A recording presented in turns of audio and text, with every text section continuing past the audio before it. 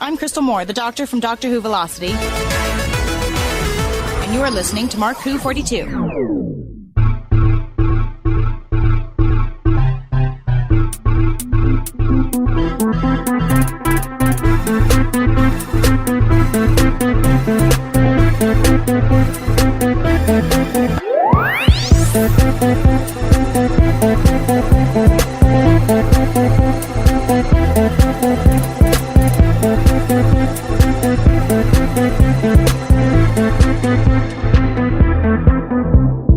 Welcome to Mark Who 42 here on Odyssey Radio.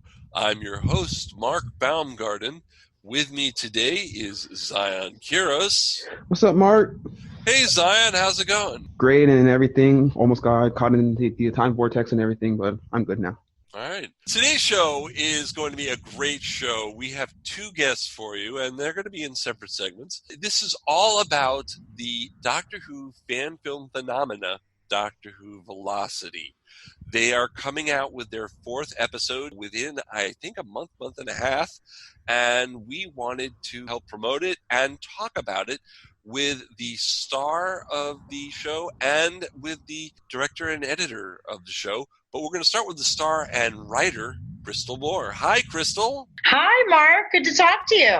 Good to talk to you. It's been a while. We did it. I think we interviewed you right after episode 1 came out. Yes. Yeah. So how have things changed since episode 1 for you? Well, episode 1, we didn't have an audience at all. We didn't know how it was going to go or what was going to happen with it. And, now we're just about done with episode 4 and about to release it. And we've been on the BBC America website, Anglovinia, I think is what it's called, and have had people like you talk to us about it, and a lot of just amazing fans online. YouTube comments are actually all positive. I never go through our YouTube comments and think, oh, well, that was rude. It's always, oh, thank you. I'm so glad you saw that. So it's a lot's happened. I'm really grateful for the whole experience. Now, as you can hear, Krystal is female, of course, and that means we have another female doctor. When did you come up with the idea for the show? Was it before or after Jodie was announced?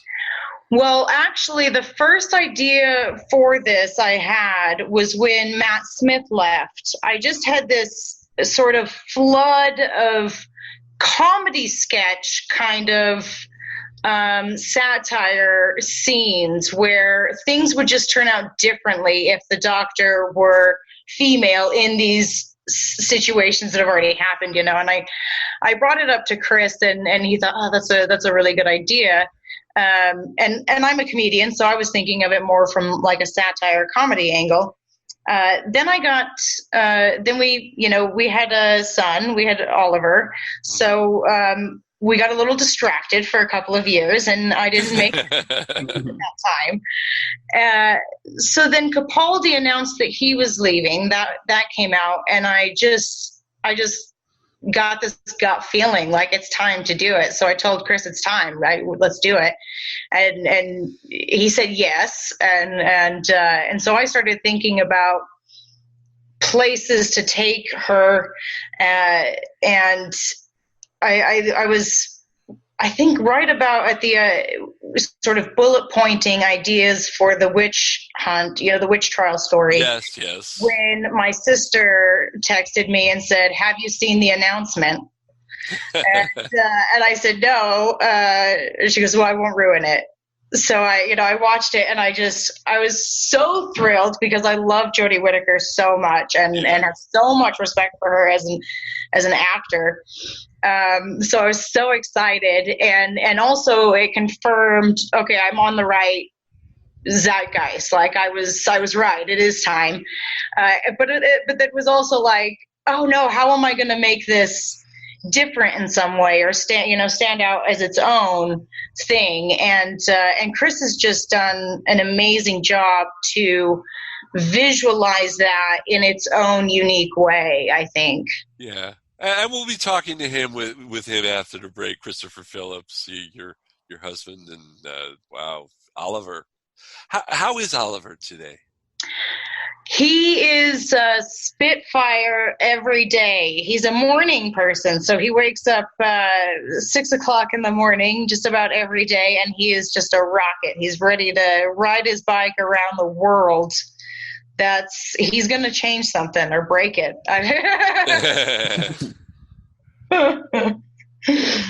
They're at the park right now so that we can do this conversation, and then we'll do a little switcheroo with how we do a lot of things. A lot of our projects are tagging each other in and out of situations, but it makes it exciting and fun. Okay, so Jodie was announced before you put this into production. So would you consider yourself the 13th or the 14th Doctor? If you were in canon, would you be Jodie Whittaker, or would you be after Jodie Whittaker? We start out the first episode with Capaldi's eyes, right? Just because that was the reference at the time. So when we were in production, writing and thinking about the story, it jumped from Capaldi's point because that's where it left off for us. So we're talking an alternate canon reality. Yes. Okay. Yes. All right. I mean, I got to. So go ahead. Go ahead. Okay. So with making the show in early production, of course, the first things that has to be done is probably the Doctor's outfit.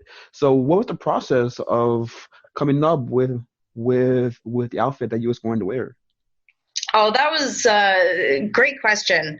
That was a lot of fun. I have a unique and eclectic style anyway, so I had a lot of ideas, probably too many ideas. Every time I went out, I tried a few things on and sent Chris pictures like, what about this? What about that? What about these pants? Look at this. And every time he was like, no. Kind of like the BBC. Kind of exactly like the BBC. What is going on? I was starting to get really frustrated. Like, I dress cool, right? What the heck, And, finally, I found those pants, those printed pants, and he was like, yeah, those, and I already had a leather jacket, so I put that on with it, and I think he wanted an edgier vibe because I think he could see that the BBC would go in the direction that it did. Mm-hmm. With the Doctor's outfit, and he wanted to go in a different direction, and I'm glad that he did that with the direction, and it wasn't just me and my unbridled eclectic style, because I think that gives the Doctor that we have as a character a distinct look. Yes. Mm-hmm. Yeah. So you have been writing these as well as starring in them, and I must say the writing has been. I've loved it. I love that you have we had Missy, and now we have the Master back. We had the Master, and I'm assuming it's an earlier incarnation of the Master, even though you're not supposed to do that in Gallifrey time. But I'm assuming it's earlier because we all know what happened to Missy. But what gave you the idea to put the Master in such a big part of the storyline? Without giving too much away, because I kind of may have ruined episode 1, but. First, thank you so much. Sorry. That means a lot. I'm really lucky to have a sister who is a published fiction author of novels. So I send everything to her, and when she doesn't hate anything in it, then I know it's ready. So I've got a really good filter, and that goes a long, long way. I can't stress enough for how well a thing is written or how cohesive the whole thing is. So the Master has always been an intriguing character to me, and really evil villains are always intriguing characters to me because nobody considers themselves a villain. Right. No, that's true. Everyone feels justified from their own position. If you think of the most real awful villain in history, that person considered themselves a hero in some way. So I wanted to explore that with the Master, but was really inspired by Capaldi's last season with Missy and their relationship as friends being highlighted a little bit more. And you could see it in a softer light because she was female, because the Master was now female. And I thought that was really interesting. Ours is a completely alternate universe because everyone's got an American accent. These are this is where we're at. So, this is just my version of the Master with the actor that I wanted to work with as the Master. Oh, hold on. Eric Roberts had an American accent and he was the Master, so it doesn't have to be alternate universe. That's good point. Noted. But I really liked the way Capaldi and their story went, and how that sort of blossomed, and how you learned a little bit more about them as characters. And so I wanted to explore that with my own Master, and considered picking it up as another female character, but really it was just that the actors that I had to work with and the ones that I had access to, Chance Furstinger just is the Master. Like if I've got everyone in my group, right. Chance is the Master. So that's just the way it was. And I'm so glad that I did, because I had a fantastic time acting opposite of him. And I really loved what he brought to the character throughout that character's arc. Yeah. Another character you brought back, and this is something that I took from the first episode, the title sequence, where in the title sequence you have the Daleks. And, I was like, well, okay, Daleks in the title sequence, because, they'll never be able to do it. And then in episode 2 and 3, you've got Daleks and you've got Davros. And I love the Davros because, is there anything different about me? Yeah, you have hair, but you never say that. Did the actor who was playing Davros not want to wear a bald wig or something? I mean, where did the hair come from? So first, the actor was in something else that had him with longer hair. So he couldn't cut it short so right. that we could, cover it easily. And I think in the, going over what we can do and make it believable. What can our makeup artists do and make believable? And then what can Chris work with and make believable? We didn't want any distractions with, right. Weird makeup, or the eye not being quite right, or that, the helmet that you got to wear, that skin cap not being, peeling. The other thing is we can't duplicate that makeup. We got a one-day shot at getting everything we need for Davros. So we need to make things as simple for ourselves as possible so that we can pull it off.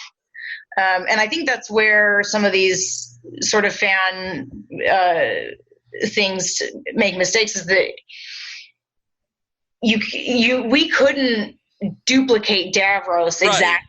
Right. So there's no point in us even trying. let's make our own unique Davros and as believable as it can possibly be, and put a good actor in there and give him good lines and make it about the story and the characters. And I was going to say, I thought it was funny, the fact that, with the hair and the comment about, do you see any, is there a difference? And the doctor not getting, you can't guess the hair. You don't have, you're totally playing it it's for laughs. And you are a comedian. So I get it. Now, it's kind of a two-part story, the second and third episode. Mm-hmm. And I number one, like that a lot because I'm for the multi-part stories. I'm a classic fan. But and I liked the fact that you used some of the actors over again. Where did you find these actors? I mean, are these actors that your friends that are actors in productions like local productions, or did you put out like a newspaper article to get people to audition? How did you find these actors? Because they do a very good job. Thank you. I met all these actors in an acting class I took, but I took this acting class after I was in a local comedy competition. Mm-hmm. Excuse me. That's all right. And I had a few other actor comedians that were in that competition, one of whom was in Kyle XY. I don't know if you know that show. Yes. So she was in that, and after that competition, and I met her and a few of these other comedian actors, she started doing an acting class, and we all started taking this acting class, and a bunch of other actors in the area started taking it, and I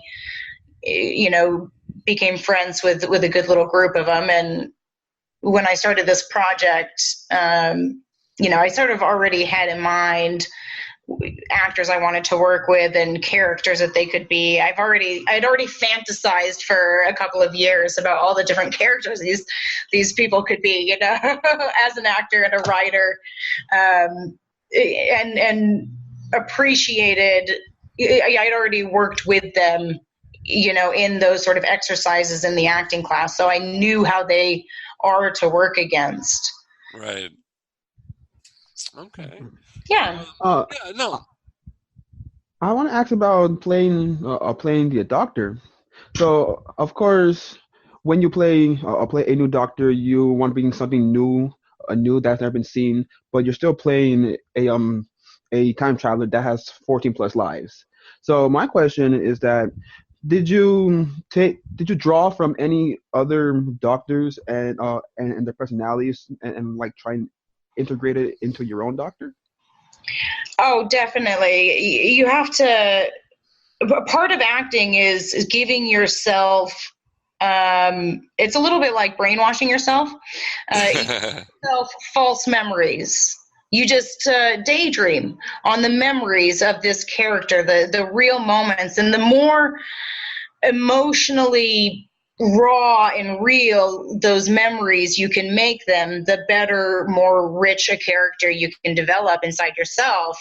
And that just sort of gets poked out as it drips out of the character as the story goes along. Doctor Who's great because there's already so much memories and you've already watched all these episodes, so there's a lot of things that I've already attached to, and I've picked out memories that I'm like, oh, that'll be useful to my character through the other episodes. Making those more like that was my memory instead of that was a show I watched. Not all the episodes, obviously. I've picked and chosen ones that I think will be helpful to who my character is and might bring things out of her in interesting ways. The Doctors I find that happens with are a lot of tenants episodes have become memories. A lot of Matt Smith. Wow, that was cool. Someone just drove by. Yes, I live on a busy street, and Okay. it's motorcycle season, and I think the door just blew open. So Oh no. that's why that was louder. Tennant's episodes have definitely become memories. Everything with River Song, with Amy Pond as a child, those memories are ones that I've made more close. Any of the ones with a child, I've put in my memory bank. And then the first Doctor, I really like. I am a grumpy old man on the inside. So those are that's sort of underlying bold and blunt character and straight to the point. This is the truth of the matter kind of perspective I have underlying, because I think that's really his driving force, that he's bold, Okay. Okay. So you've written the first 3 episodes, plus you have audio Christmas episodes that you've done. Yes. Which, by the way, if you're doing another one, and I'm going to say this to Chris too, I expect to be one of the voices on your next audio adventure. That would be very fun. I know what the next audio adventure story is going to be. It's not. I'll take a bit part. It doesn't matter. I've done this before on Dr. Squeeze Christmas stuff. I've done other audio things. I'd love to do it. But what I want to ask you, because we talked about it right before we recorded, in this 4th episode that's coming out in about 4 or 5 weeks from airing this, you are not writing the story. No, Chris wrote this story and wanted to give me the opportunity to just act. There's a lot of other things that you're worried about when you're also producing it and you're writing it and you're, trying to organize things. So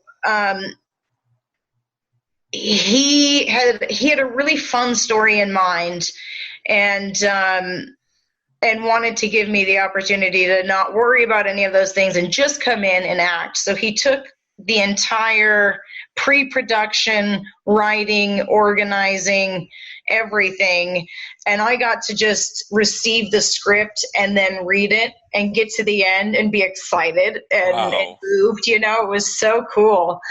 And the acting's been, I think, better probably because I didn't have other things on my mind. Right. And I'm excited because I do not know how he's going to make this script look.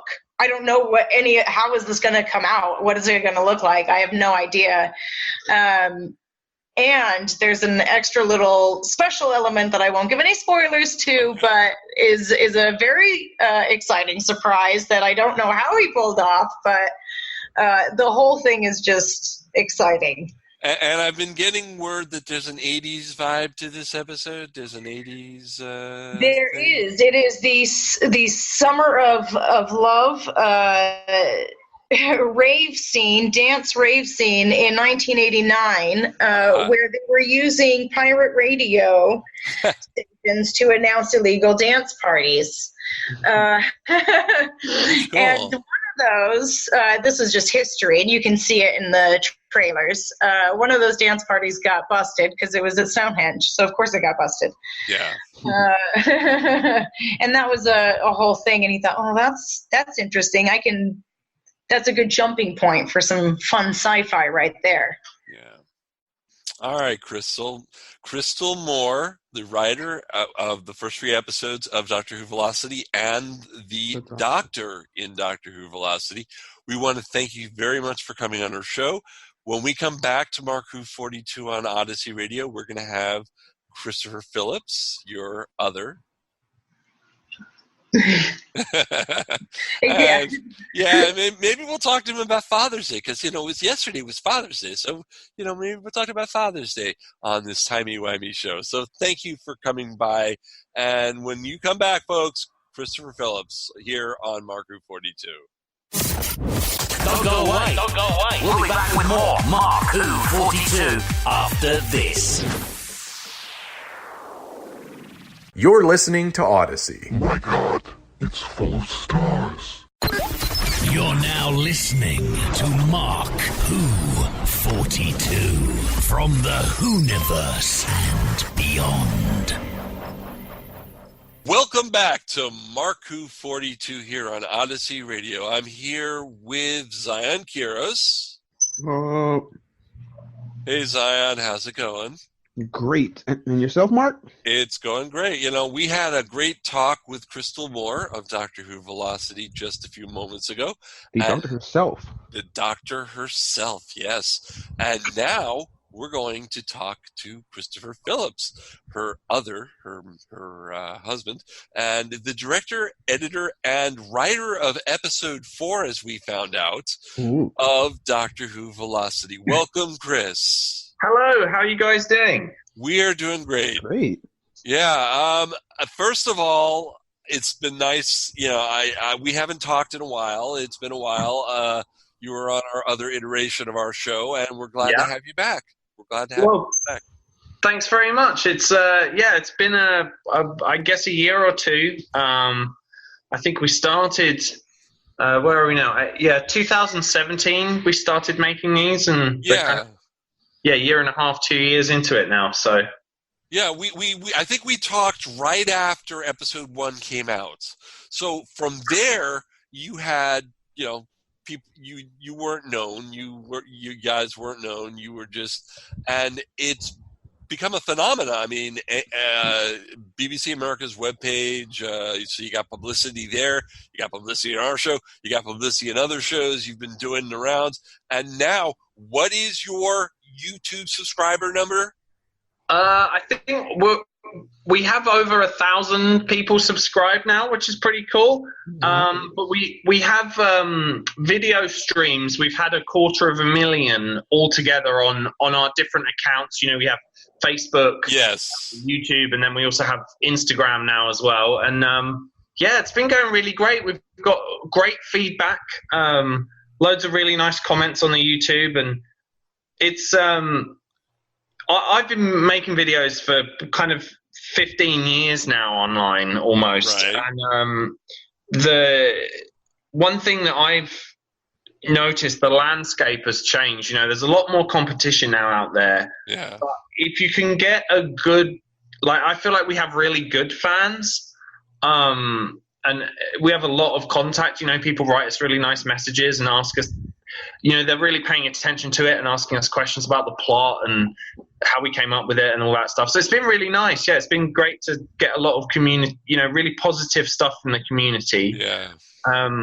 You know, with the internet these days, there's a lot of, you know, people get really angry and, you know, just write a load of old rubbish. We've actually been really surprised at how nice everyone's been to us, because I was expecting a lot of, you know, people just moaning about this and that, but actually everyone's been really nice, so it's been good. You came out at the right time. I mean, Jodie was just announced, and that's when, you know, the female doctors. It was perfect timing. Yeah, you know? we kind of wanted to do it for a while, and we've been talking about it, and so it did work out. The timing worked out really well, and I think you know, I think it's a hard job being in the BBC right now with like a lot of, you know, people getting really political and all this kind of nonsense. And I think we managed to avoid all the trolls so far. So that's great. Well, yeah, that is great. The trolls. And luckily we haven't had that problem either. That's good. But I know that I know some people who have, and you know, it's not been good. So Father's Day was yesterday, and what'd you do with your son Oliver? Oh well, he's getting just old enough to kind of understand these kind of things now. So it's been cute, you know, seeing him take in all the different events and things like that. He's mostly focused on his birthday, which is coming up. Yeah, that would make sense. That would make more sense. Birthday over Father's Day. Yeah, he runs upstairs every day shouting "Happy Birthday" to himself. which is really funny. So, but yeah, we've been having a great time. Like, we live in Boise, Idaho, which is a nice, quiet little city, kind of in the middle of nowhere. It's a nice, pleasant place. So I used to live in London, which was, as you can imagine, crazy busy. Yeah. So I'm glad when I ended up having a family, it was somewhere a little quieter, which has been good. And also, obviously, we have it's quite a good acting community here, which is where we found most of the people for our show. So I was going to say, yes, you've got quite a good pick of actors. I mean, the acting quality has been really great. Yeah, it was a making a kind of zero budget fan film. One of the things is, if you want it to be a series, you're going to have to keep coming back to like the same characters and finding people that would be willing to portray those characters for free over a certain amount of time. Right. Is quite a challenge. I know some Doctor Who fan film series solve that by, it's a group of friends and they're all huge fans of Doctor Who. Right. The way we did it was a little different to that. Most of the actors that we have in our show weren't that familiar with Doctor Who before we started doing it. And that's part of the reason why our show is quite a short, compact kind of thing, because we're only asking for a few hours of their time every now and then to actually make it happen. And I think that way of doing it for us has worked out quite nicely. So it was something I was worried about to begin with, like, where am I going to find people? But yeah, we have about 5 or 6 people we know that pretty, committed to doing acting, and they love being in the show. So, as in the real Doctor Who, you'll probably see the same faces pop up here and there as different characters. Well, the female lead in episode 1 came back in episode 3. Yeah, the witch. Came back as the mother of the protagonist, the antagonist. Right. Yeah, that's right. Yeah, that was Jen. She's a good actress. She's good. She does really good. Yeah, I love working with her. She's really nice to work with. Always very committed, and sort of will take the time to like learn, chat about her part with us. And she's been great. Actually, she's been great sport. And she was also, we do some Doctor Who Velocity audio adventures as well. We've done a kind of Christmas specials with that, so she's been in those too. So it's been nice to get to know some actors and kind of work with them. I mean, part of the thing about Doctor Who is it is great to be able to kind of reuse people, and because it is quite fantastical, you could be a person one week and a space alien the next, and people might not recognize you, so that's kind of nice too. Yeah. I want 2 things I want to say. First of all, one, I said to Krystal, and she kind of said okay, and I'm telling you now, next audio adventure you're doing, me. I bit part, I don't care.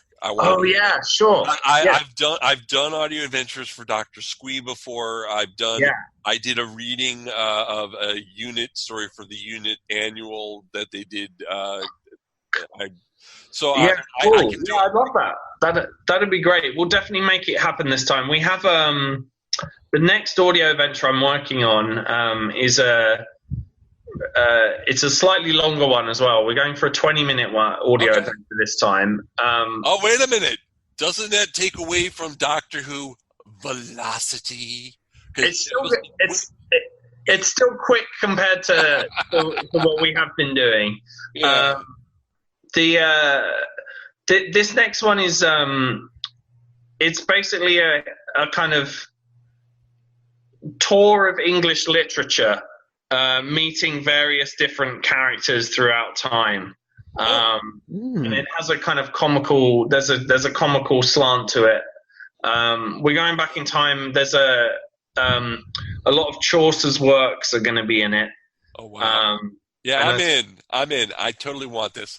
Nice. The other thing I wanted to say, speaking of fan videos, and this is the first time I'm saying this because I never told anyone. I mean, except for the people who did it with me.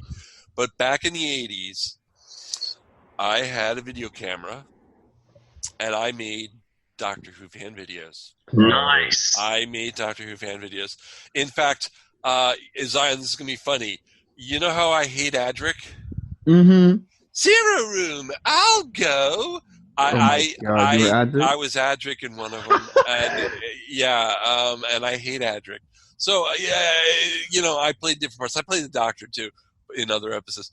But Excellent. I did fan videos, and I don't. They were on VHS. I don't have them anymore. I would totally put them up on YouTube because with a little bit of re-editing and a little tweaking, but I don't have them anymore. So I have to live vicariously through Doctor Who Velocity, and that's why I want to be a part of it. That's why I want to be a part of it. Oh, brilliant! Yeah, that would be great. We'll figure it out. I'll make sure I write you in a little part so you can.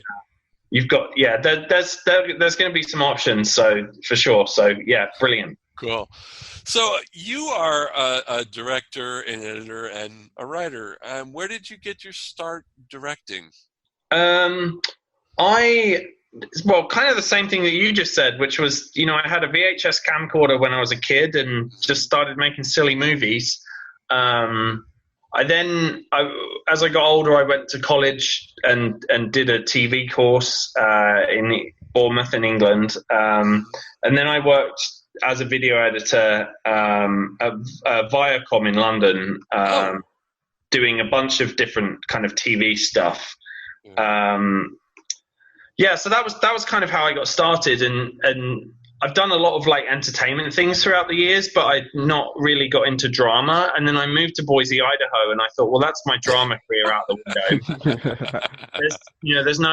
There's certainly no drama industry here, absolutely, none whatsoever. There's like local plays, but mostly it's like touring stuff. It will just fill town and then disappear again. So I kind of thought that was it. And then I met Krystal, and we have kids.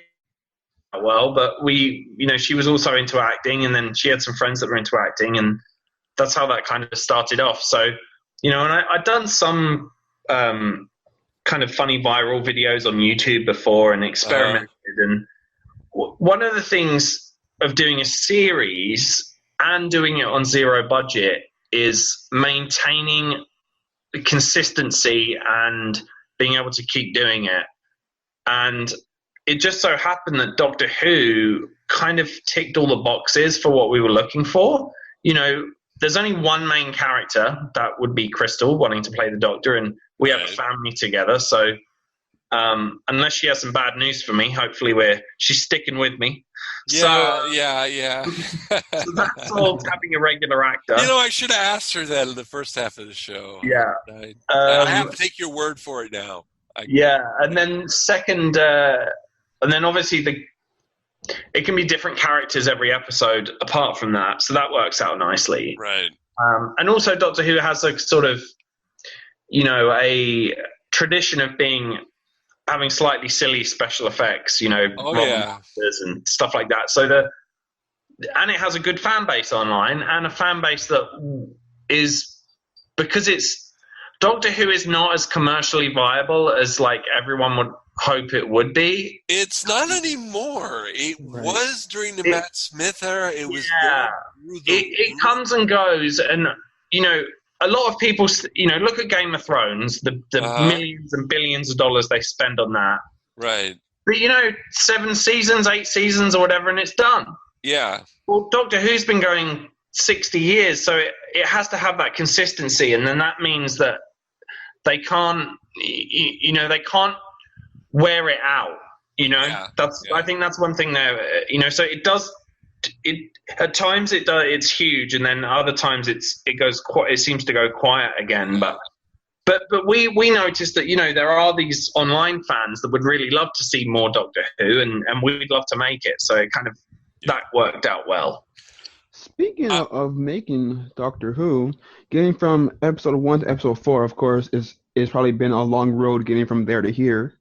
So my question is, what were the challenges of making that first episode, and how hard was it to actually just get that first episode out? Yeah, it was tricky. So I usually find with kind of creative projects that the first one is deceptively easy. So we actually made the first one in about 2 months, I think, 2 or 3 months. which wasn't too bad. But then, obviously, if you're going to make a second and third one after that, it's making them similar to the first one, so it seems consistent. Right. And then you realize that all the random things that happened in the first one to make it the way it was, you then have to replicate that randomness, which is actually quite difficult. So there were various things where, like, just like the style of it is on a zero budget is hard to replicate. I think we did a pretty good job of keeping it sort of similar. Well, I mean, with 2 and 3 adding the Daleks, oh my God! How did you? I mean, was that all animated? Was it? Yeah. So I have a background in doing a little bit of like titles animation and stuff like that. And the title animation has Daleks in it. Yeah. And the Daleks, obviously, as CGI characters, are actually quite easy because there's not that many moving parts. We're not. Right. It's not if you try to animate, the T-Rex from Jurassic Park. Having trouble, but because they're kind of the dinosaurs. Oh, yeah. Exactly. Because these things are fairly static, that made it simpler. There are also some model shots and various other bits in episodes 2 and 3. The hardest bit was kind of like we needed to green screen a lot of it, and obviously cheesy. Obviously it's a zero budget project, and it doesn't matter if the green screen is like a little cheesy, but it's just making sure it's visually interesting. So, right. Putting details into the background and making sure everything's kind of moving and animating and that kind of thing. That was tricky. I use Adobe After Effects, and there's tutorials on YouTube and things like that for like various different techniques. So, that took longer though. That took longer to do because of it. But the challenge is the consistency with the zero budget thing. I think that was the hardest thing. And we're actually changing things up for the 4th episode. We actually went from shooting on a camcorder to shooting on an Arri Alexa, which is like a cinema camera, and is the same camera they used for the actual new Doctor Who show. Oh, so it's going to be high definition. Yeah. We can make a Blu-ray out of it. Yeah. All right. So we were able to do that because a local filmmaker here in Boise got in touch with us and said he'd love to help out. And so, you go from using a handy cam to using something that is the size of a breeze block and is really heavy. And the more, the tricky thing with a low budget thing is the minute you start using expensive stuff, you realize that on a movie set, they'll have a really heavy camera, but then they have 5 guys employed to move it around. Yeah. The gaffers and the... Yeah, exactly. Yeah. And so that creates... just a little thing like that can slow you down a lot. So I do want to sort of put more resources into it, but at the same time, it's about keeping it sustainable, that we don't wear ourselves out so much that we don't want to do it anymore, So it's keeping it fun as well. So it's a hard line to ride sometimes between the fun of it and then seriously trying to make it good. That can be a little stressful. Because, you don't want to be doing a free, fun project and then hating it because you're working so hard on it. It's a tricky balance. Okay. Well, Zion and I had some questions about the title sequence. Sure. First of all, my question about the title sequence is the music, the theme music. What group is that? Who did that for you? And how did that happen? I Googled Doctor Who theme tunes, remixes and all this kind of stuff. Uh-huh. And I found a guy online on YouTube called Hardwire. He's a guy in England who makes Doctor Who, he's done a bunch of Doctor Who tunes, and it had the type of feel that I wanted. And I contacted him and sent him some other music examples. I said, can you remake us a Doctor Who theme tune, but do it in this style? And I sent him the Sylvester McCoy's version, but then I also sent him some other music tracks, dance music tracks from the 90s and the 80s. I said, make it even catchier, like let's go full on dance, like Euro dance music with it. And I thought he did a great job. I paid him a little bit of money, not too much, but he was very helpful. And if anyone else out there is interested in a Doctor Who theme tune, give Hardwire a look on YouTube, because he was great to work with. So that's where the theme tune came from, and we were really happy with it. Just, it had a different feel, and it kind of went back to the older style as well, because the new ones have more an orchestral kind of organic drum beat type of feel, like feature film music, And so I kind of wanted to go the opposite way and go, let's go like electronic pop music, just so it differentiates us from the actual show. Okay. Now, the visual question about the title sequence, Zion, do you want to ask it about that one image? Yeah, so at the end of the sequence is that skull. So I was wondering, what is the meaning of the skull? Okay, yeah. There's a creative answer and a more blunt technical answer. Yeah. Creatively, I was trying to imply the passing of time and the sort of mortality of man, Mm-hmm. Obviously kind of basic imagery. You have some clock cogs in one shot, and coming across, thinking up another idea for that was like a skull. There's a lot of Renaissance paintings that will have an ominous skull sitting on the table in the background, and I thought that was kind of interesting. And I wanted to make the title sequence not too literal, like it to be sort of have a slightly kind of impressionistic feel, a graphical feel, as well as you see space, but it's not literal. It's more, using different imagery. Right. And doing it in 3D, I didn't model a lot of those actual objects. We downloaded the TARDIS and we downloaded the Dalek model, and we, I made some cogs and then a skull. I found a skull online that I thought was kind of cool. So I thought, well, that looks cool.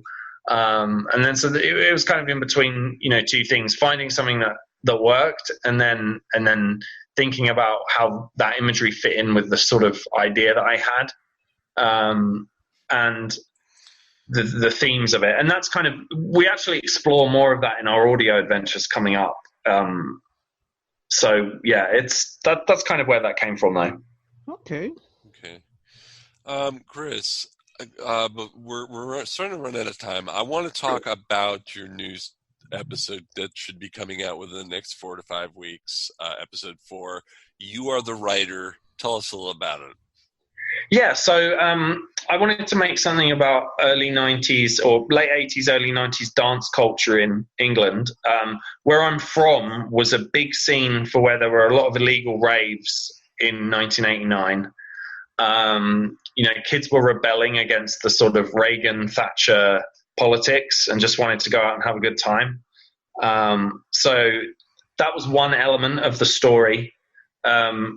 Recently, a very famous dance act from England, from my hometown, called The Prodigy. Yeah. Unfortunately, their lead singer passed away. Yeah. You can actually spot his face on a poster in the trailer if you look carefully. I missed that. Right. There are a lot of clues in our trailer that no one's picked up on yet. And there's an obvious one. People have been, I think I spotted something. But there's even the thumbnail has a huge teaser in it, and I don't think anyone's mentioned it. So there's a few little giveaways here and there. So I'd advise people to go check out the trailer and go to the Doctor Who Velocity YouTube channel and look up all their videos. They've got all their episodes. They've got their trailers. They've got special behind the scenes things. It's great. It's a great site. we went ambitious with this one in terms of what we wanted to do with it, and I'm not going to spoil it yet, but we got a pretty awesome thing happening in it that I don't think people will expect, and it's not the obvious spoiler. So if you go watch the trailer, you'll be like, oh, I know what it is. But there's another, we've got a double whammy of surprises in this one, so I'm really stoked about it. All right. Well, I cannot wait to see episode 4. I've been waiting anxiously, and I'm glad it's coming out. And I'm glad we got to talk to you, Chris. Thank you. And to your wife, Krystal Moore, the doctor. Thank you. Yay! Thank her so much for being on the first half of the show. If she's there, I can tell her right now. And thank Oliver for behaving so well during. Thank you so much. Yeah, he's it's hard having a 2-year-old, but he's here right now. Maybe. Oh, yeah. I can hear him getting out of the car. I think they went to the shops. Yeah, we heard motorcycles. Now we're hearing cars. Okay, little busy neighborhood. Yeah. All right. So like I said, listen. Doctor Who Velocity coming out when? Next month. So in July. I'm a little vague on dates because I know if I set a date, I'll miss it. But I think we can safely say I think we're about 6 weeks away from getting it finished. So my birthday is July 15th. You can give me a present. Excellent. All right. Sounds good. Okay. So thanks to Krystal Moore. Thanks to Christopher Phillips for Doctor Who Velocity. Their great Doctor Who fan film series. I just love it. Zion, thanks for being here with me. Anytime. Oh, all the time. I'm your host, Mark Baumgarten, here at Mark Who 42. We want to thank you for listening to Odyssey Radio, for listening to our podcast, and you'll hear us soon. Bye, everyone. Mark